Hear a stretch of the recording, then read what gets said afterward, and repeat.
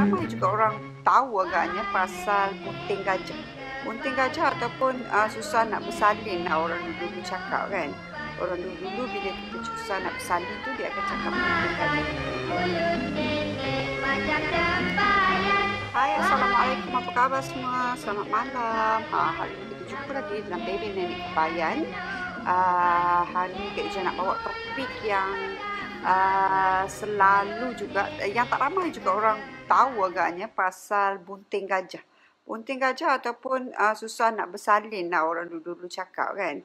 Orang dulu bila kita susah nak bersalin tu dia akan cakap bunting gajah. Jadi Kak Ija nak cerita macam mana kisahnya pasal bunting gajah, pasal susah nak bersalin, lambat nak bersalin, whatsoever yang berkaitan dengan waktu yang sepatutnya kita bersalin due date tapi kita tak due lagi kan. Jadi sesiapa yang ada dengan Kak Ija hari ni minta tolong share, minta tolong like supaya kita boleh kongsikan ilmu dengan yang lain-lain, supaya kita boleh dapat input kan.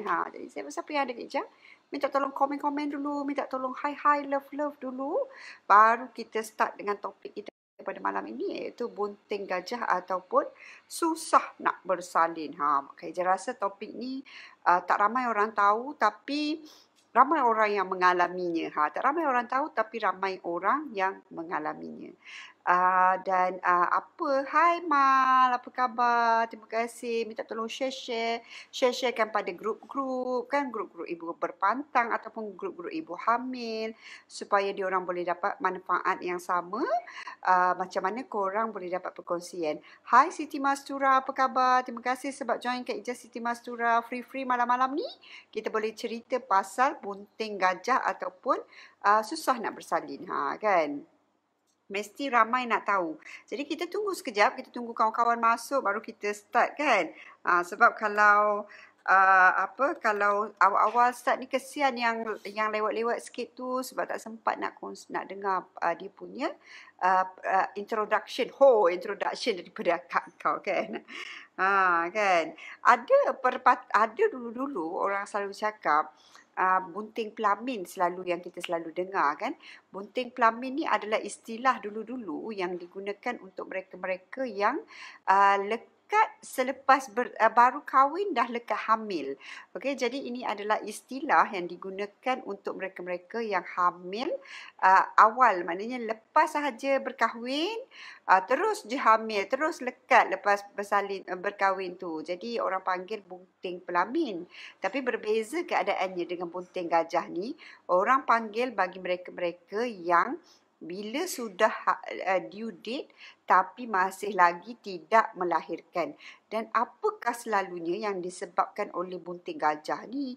Apakah persepsi orang dulu pasal bunting gajah? Kita nak cerita pasal orang dulu dan apakah cara-cara ataupun apakah pantang larang yang orang dulu buat untuk ibu-ibu yang mengandung ni supaya tak bunting gajah. Apa orang dulu ajar kan? Apa orang dulu ajar. Jadi kita nak ajarkan kepada korang juga supaya insya-Allah kalau kita amalkan, ada beberapa perkara yang mungkin kita boleh amalkan untuk mengelakkan kita daripada kebuntingan, maknanya gajah ni lah bunting yang lama, bunting lama. Bunting sampai overdue tak bersalin-salin lagi ni. Nampaknya akak kau kena tukar tempat sekejap sebab bateri weak pula kan. Bateri weak pula, kena tukar tempat.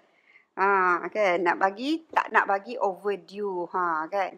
Jadi sesiapa yang dengan Kak Ija minta tolong share, minta tolong like, minta tolong komen juga supaya yalah kan, supaya dapat memberi manfaat kepada kawan-kawan kan. Boleh juga sambil-sambil berkongsi ilmu, berkongsi idea. Okey, Kak Ija harap semuanya dah ready. Bunting gajah ni macam Kak Ija cakap tadi adalah kejadian di mana ibu-ibu yang hamil sepatutnya hai Zee, apa khabar? Minta komen-komen sikit. Dah lama tak live ni. Jadi rindu nak tengok komen-komen korang.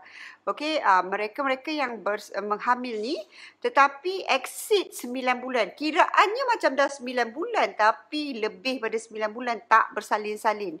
Apa yang saya kena buat? Apakah pantang larang yang saya dah langgar? Kalau orang dulu dia kata kalau orang bunting gajah ni dia ada langgar pantang yang mengakibatkan baby tak nak keluar lagi. Jadi hari ni nak tanya, nak cerita pasal apakah pantang larang orang dulu-dulu, antaranya lah kan, sebab banyak pantang larang yang dikenakan oleh orang dulu-dulu supaya mengelakkan kita daripada bunting gajah ni. Okey.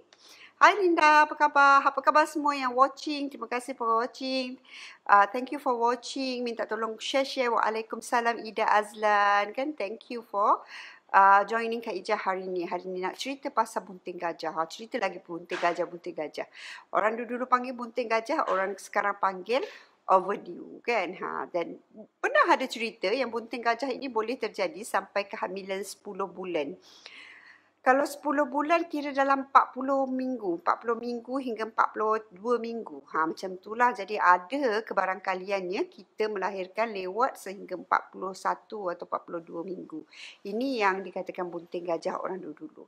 Dan orang dulu-dulu percaya kalau mereka yang bunting gajah ini selalunya disebabkan oleh beberapa pantang larang yang diorang langgar sepanjang tempoh kehamilan. Jadi ini adalah cerita dulu-dulu lah kan. Kak Ijah nak ceritakan pasal kisah dulu-dulu. Bukan pasal kisah sekarang kan. Ini mungkin orang dulu-dulu cerita konon-kononnya macam tu tak semestinya betul kan. Jadi kita nak cerita pasal orang dulu-dulu. Okey. Selalunya orang dulu-dulu selalu melarang ibu-ibu yang hamil daripada tidur pada waktu rambang ataupun rambang matahari atau matahari tengah tegak berdiri di atas kepala. Waktu tengah hari tu orang dulu memang larang ibu-ibu yang hamil untuk tidur. Dikhawatiri ianya akan melemahkan kita punya badan. Okey, dikhawatiri kalau kita tidur waktu rambang matahari ini akan melemahkan kita punya badan dan melemahkan juga baby di dalam kandungan yang mengakibatkan yang boleh mengakibatkan baby itu dia lambat pembesaran dia, lambat dia punya kesihatan tu, maknanya dia punya pembesaran itulah slow dia kata kan.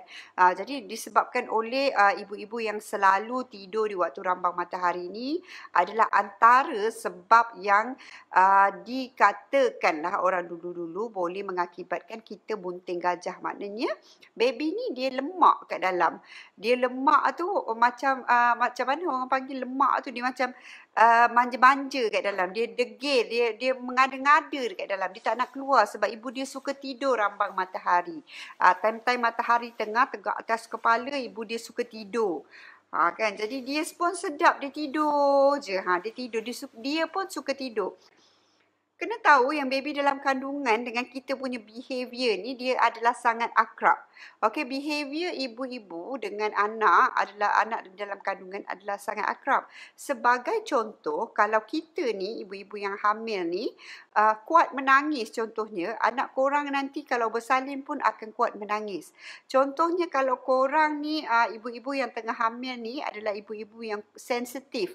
Contohnya kuat cemburu, kuat sikit-sikit nak cemburu, sikit-sikit nak sensitif kan, nak merengek je dengan suami, nanti anak kita yang lahir pun dia akan ada behavior yang lebih kurang macam tu. Dia akan kuat merengek, dia clingy ataupun dia suka nak cling dengan kita ataupun nak bergayut je, bergantung sahaja dengan kita. Ini yang difahami oleh orang dulu-dulu. Antara sebab-sebabnya kenapa orang bunting gajah. Kan, antaranya lah ada beberapa lagi pantang larang yang mungkin kalau dengar pun macam tak logik, tapi adalah beberapa pantang larang yang dikatakan dilanggar oleh ibu-ibu ni mengakibatkan mereka bunting gajah ni. Waalaikumsalam Syikin. Hai Syamira Sahila kan. Terima kasih sebab join Kak Ijah. Kalau ada pengalaman boleh share kan. Kalau ada pertanyaan boleh bertanya kan. Jadi kita nak kongsi-kongsi cerita orang dulu-dulu supaya memberi manfaat kepada korang kan. Kan supaya korang dapat dengar lah je kisah orang dulu-dulu kan, supaya ada idea sikit kan. Jadi dia kata kalau kita selalu tidur time tengah hari buta, tengah hari benik, tengah hari panas tu boleh mengakibatkan kita ada kesukaran melahirkan. Selain daripada itu, kalau kita tidur di waktu senja daripada asar membawa kepada waktu senja bila langit-langit merah ni juga dikatakan boleh mengakibatkan perkara yang sama. Mungkin orang dulu-dulu lah cakap kan cerita kata macam tak betul je Kak Ijaz ni. Ini cerita orang dulu-dulu. Kan dia orang kata kalau kita tidur time-time senja ni kita akan diganggu oleh perkara-perkara yang aneh-aneh ni. Jadi benda-benda ni boleh mengakibatkan dia suka dekat baby kita. Dia tak nak bagi baby kita keluar, nak suka baby kita tu duduk dalam perut kita je. Jadi ini adalah antara perkara-perkara yang dilarang oleh orang dulu-dulu untuk mengelakkan daripada berlakunya bersalin bunting gajah ni. Okey, selain daripada tu ada juga lagi satu. Kita kena tahu ini adalah satu pantang larang yang Atuk Kak Ijaz sendiri cakap. Okey, Atuk Kak Ijaz sendiri cakap, ini bukan sahaja yang untuk kita ambil tahu, tapi ianya juga untuk korang ambil precaution, hati-hati kan, ambil sikap berhati-hati.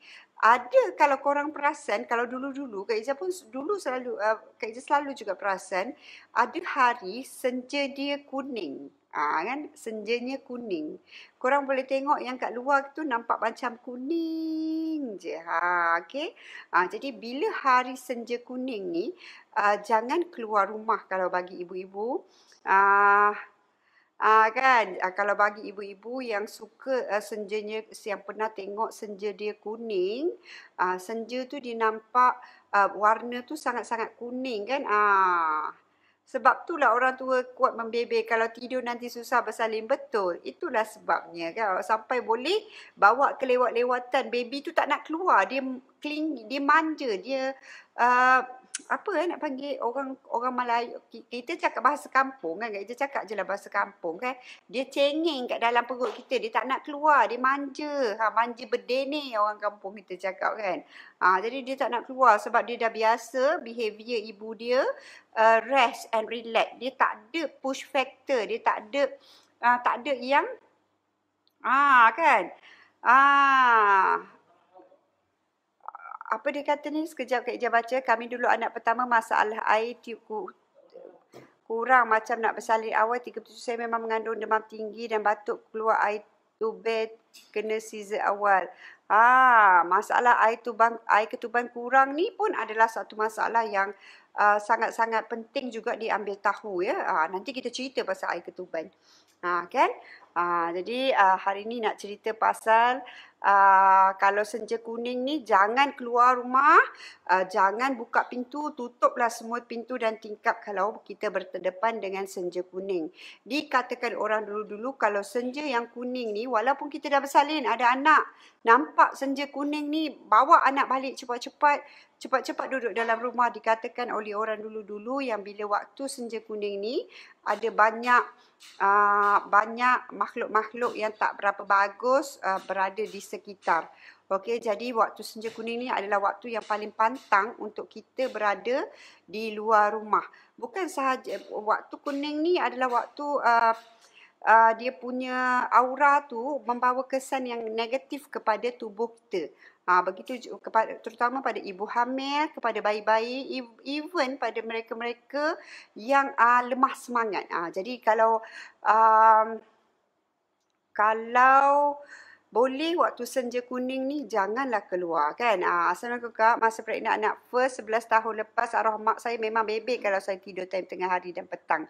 Mulanya saya stres tapi lama-lama baru faham betul mak memang terbaik sangat. Kan, nenek pun selalu pesan kalau senja kuning jangan keluar. Betul tu. Tutup pintu dengan tingkap semua. Betul. Kan. Masa anak pertama dia air ketuban kurang, ada senja kuning, betul. Sebab tu orang dulu selalu membebel pasal kita tidur waktu tengah hari buta dengan waktu senja. Okey, waktu senja ni selain daripada kita boleh mengakibatkan kita kita dapat anasir-anasir yang tak baik, ianya boleh mengakibatkan kegilaan. Ataupun ibu-ibu yang selalu tidur di waktu senja ni mudah mendapat meroyan. Selalunya ibu-ibu yang dapat meroyan ni ibu-ibu yang lebih tidur waktu senja. Sebab apa? Kita kena tahu yang waktu senja ni even Kalau mega-mega merah dekat langit tu adalah waktu-waktu yang sampai kan kita nak sembahyang pun tak boleh waktu-waktu ni, tak dibenarkan bersembahyang sebab waktu ni adalah waktu yang banyak aura dia sangat-sangat negatif, aura dia sangat-sangat tak baik untuk kita. Jadi jangan tidur dikhawatiri mewarisi kepapaan dan juga dikhawatiri mewarisi kegilaan. Jadi kalau dah kata mewarisi kepapaan dan kegilaan tu maknanya memang ada benarnya bila orang tua-tua kita tak bagi kita tidur di waktu-waktu ini, terutama bagi ibu-ibu yang tengah hamil. Jadi sangat-sangat penting untuk korang ambil tahu, untuk korang belajar perkara-perkara macam ni sebab ada beberapa lagi pertua-pertua ataupun pantang larang yang orang tua-tua dulu taruh untuk ibu-ibu ni. Ada bacaan-bacaan yang digalakkan untuk ibu-ibu ni. Esok kita belajar pasal bacaan, insyaAllah pukul 10.30 kekal dengan Kak Ijah. Esok insyaAllah kita belajar pasal bacaan yang boleh dibaca oleh ibu-ibu pada macam kalau kita dah mengandung 7 bulan, bacaan ataupun amalannya berbeza. Kita dah masuk 8 bulan, amalannya berbeza. Dan bila kita masuk 9 bulan, amalannya juga berbeza. Mungkin Kak Ijah boleh kongsikan dengan korang tentang amalan yang diajarkan oleh orang dulu pasal cara nak memudahkan kita bersalin selain daripada membuat senaman. Kan dia orang ada amalan kan. Mak saya memang bebel kalau tidur waktu tengah hari. Betul, sebabnya memang ini adalah antara faktor-faktor yang dikatakan menyebabkan kita bunting gajah tu. Jadi selalunya kalau zaman moden ni kalau kita overdue memang kita akan di-induce untuk mempercepatkan kelahiran.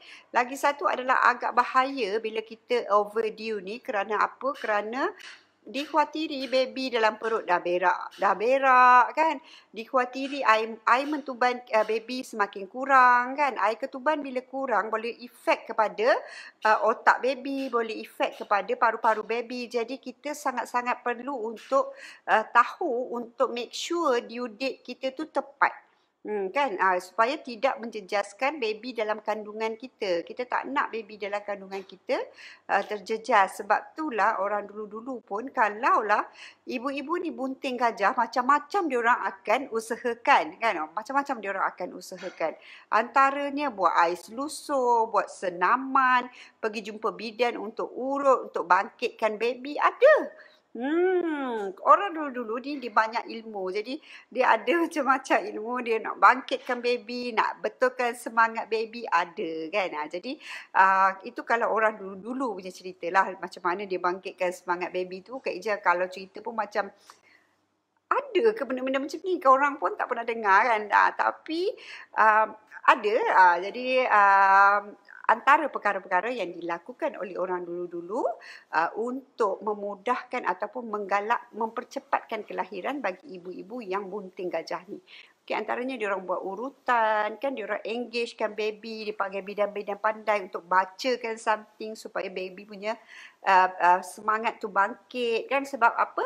Diorang percaya yang baby ni tidur disebabkan oleh baby ni weak, tak nak keluar lagi, selesa, kelinggi dalam perut kita ni disebabkan oleh anasir-anasir yang tak berapa baik ni. Oleh kita punya behavior yang selalu tidur ni. Oleh disebabkan oleh cara kita mengajar dia. Kena tahu yang attitude kita masa kita hamil ni adalah salah satu cara adalah satu cara kita mengajar bayi dalam kandungan kita ni. Kita kena tahu yang baby masa hamil baby dalam perut kita ni dia akan ikut kita punya behavior masa kita hamil. Jangan kata tidak, sebabnya ibu tu dia dah boleh ajar anak dia seawal kehamilan. Maknanya kalau kita ajar dia dengan bacaan Al-Quran, kita ajar dia dengan good attitude. Korang tengok kalau anak-anak yang ibu bapa selalu bertengkar masa dia hamil kan, anak-anak tu akan lebih rebellious, akan lebih cepat marah. Jadi korang kena tahu dekat mana nak tackle masalah tu. Jadi kena ada give and take yang baik dengan suami masa kehamilan supaya attitude bayi kita yang lahir tu adalah baik. Kita tak boleh kalau korang tengok ya, kalau baby korang kalau selalu bertengkar dengan suami contohnya kan, selalu ada pergaduhan, selalu marah-marah, baby akan lahir, baby akan build dia punya behavior sebagai seorang yang kuat marah juga. Dia memang akan cepat marah. Dia memang cepat marah, panas baran. Jadi kita tak nak ada anak-anak yang macam ni. Sebab nak didik ataupun nak asah dia orang ni sebaiknya daripada awal. Itu yang orang tua-tua dulu percaya. Sebab tu dia orang kata waktu tidur di tengah hari dan waktu senja ni adalah sangat-sangat ditegah orang dulu-dulu. Sebabnya dia orang kata kalau kita rajin sangat tidur dulu-dulu, betul. Kita mandi bidara. Daun bidara adalah sangat-sangat baik dalam daun serung pun kita ada taruh daun bidara. Okey.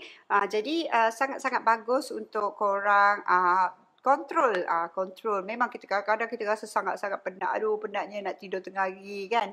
Dah siap-siap buat kerja pergi tidur kan. Sebenarnya tak berapa baik kan. Tak berapa baik untuk bayi yang dikandung. Dan tak berapa baik juga untuk kita. Jadi ini yang Kak Ija nak kongsikan hari ini tentang bunting gajah. Orang dulu-dulu ada, jangan kata tak ada, yang overdue ada. Jadi macam mana diorang buat, orang dulu-dulu buat adalah macam Kak Ija cakap tadi, diorang ada urutan, diorang ada jampi, serapah yang diorang gunakan untuk bangkitkan semangat baby supaya baby boleh bereaksi lah dengan ibu ni. Paling bagus kalau kita boleh bercakap dengan bayi kita ni. Orang dulu-dulu punya style lah. Dia adalah ayat-ayat yang diorang baca. Bukan tak semestinya ayat tak baik. Ada ayat yang baik kan.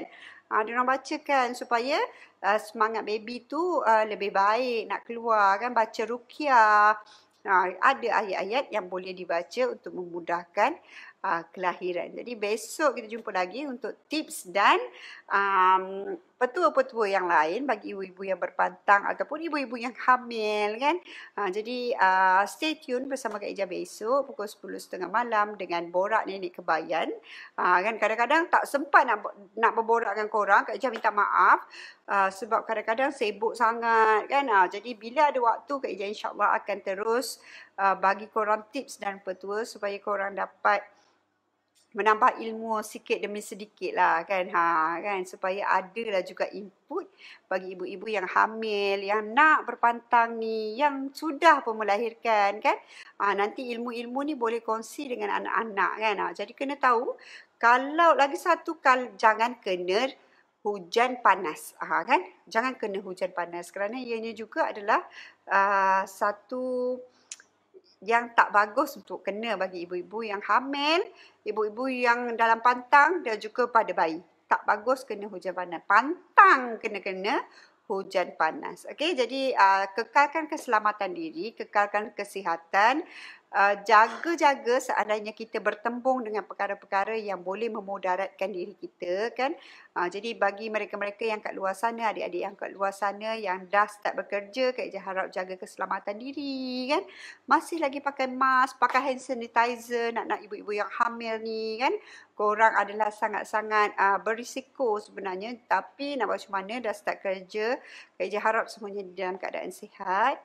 Dan bagi mereka yang nak menambah pendapatan, boleh kontak Kak Ija juga sebab sekarang kita orang dalam pencarian ejen. Kan? Nak menambah pendapatan, boleh kontak Kak Ija sebab yang nak mula berniaga, yang dah ada modal tapi tak tahu nak berniaga apa, nak yang senang, tak nak yang buat-buat kan. Jadi boleh kontak Kak Ija, kita boleh bantu korang untuk mulakan perniagaan korang. Okay, jadi pada mereka-mereka yang belum like page Kak Ija, minta tolong like, klik kan supaya korang boleh dengar lagi tips-tips berpantang Kak Ija. Nampak? Cik Puan Hidayah kata, kita dah overdue 40 weeks 3 days. Dah 26 hari bulan 6 kena serah diri juga. Jadi jangan boleh buat squat ya Hidayah, boleh start buat squat, boleh bercakap dengan baby, banyakkan berjalan ataupun turun naik tangga. Ini adalah antara exercise yang bagus. Kalau ada bidan-bidan yang pandai, boleh pergi betulkan perut. Kan betulkan kedudukan baby supaya dia duduk pada laluan jadi boleh memudahkan kelahiran. Okey? Jadi sekian dulu daripada Kak Ijaz. Kita jumpa lagi besok. Bye-bye.